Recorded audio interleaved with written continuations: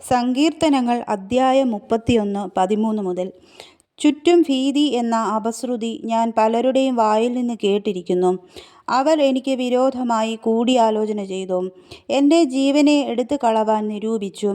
എങ്കിലും യഹോവേ, ഞാൻ നിന്നിൽ ആശ്രയിച്ചു. നീ എൻ്റെ ദൈവം എന്ന് ഞാൻ പറഞ്ഞു. എൻ്റെ കാലഗതികൾ നിൻ്റെ കയ്യിൽ ഇരിക്കുന്നു. എൻ്റെ ശത്രുക്കളുടെയും എന്നെ പീഡിപ്പിക്കുന്നവരുടെയും കയ്യിൽ നിന്ന് എന്നെ വിടുവിക്കണമേ. അടിയൻ്റെ മേൽ തിരുമുഖം പ്രകാശിപ്പിക്കണമേ.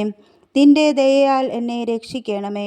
യഹോവേ, നിന്നെ വിളിച്ചപേക്ഷിച്ചിരിക്കൊണ്ട് ഞാൻ ലജ്ജിച്ചു പോകരുതേ. ദുഷ്ടന്മാർ ലജ്ജിച്ച് പാതാളത്തിൽ മൗനമായിരിക്കട്ടെ. നീതിമാന് വിരോധമായി ഡംഭത്തോടും നിന്ദയോടും കൂടെ ധാർഷ്ട്യം സംസാരിക്കുന്ന വ്യാജമുള്ള അധരങ്ങൾ മിണ്ടാതെയായി പോകട്ടെ. നിന്റെ ഭക്തന്മാർക്കു വേണ്ടി നീ സംഗ്രഹിച്ചതും നിന്നിൽ ആശ്രയിക്കുന്നവർക്ക് വേണ്ടി മനുഷ്യപുത്രന്മാർ കാൺകെ നീ പ്രവർത്തിച്ചതുമായ നിന്റെ നന്മ എത്ര വലിയതാകുന്നു.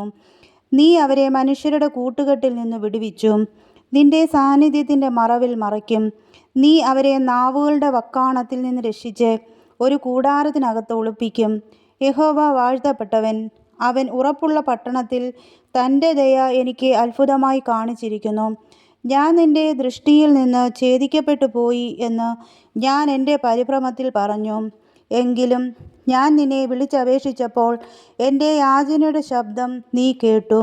യഹോവയുടെ സകല വിശുദ്ധന്മാരുമായുള്ളവരെ, അവനെ സ്നേഹിപ്പിൻ. യഹോവ വിശ്വസ്തന്മാരെ കാക്കുന്നു. അഹങ്കാരം പ്രവർത്തിക്കുന്നവന് ധാരാളം പകരം കൊടുക്കുന്നു. യഹോവയിൽ പ്രത്യാശയുള്ള ഏവരുമേ ധൈര്യപ്പെട്ടിരിപ്പിൻ. നിങ്ങളുടെ ഹൃദയം ഉറച്ചിരിക്കട്ടെ.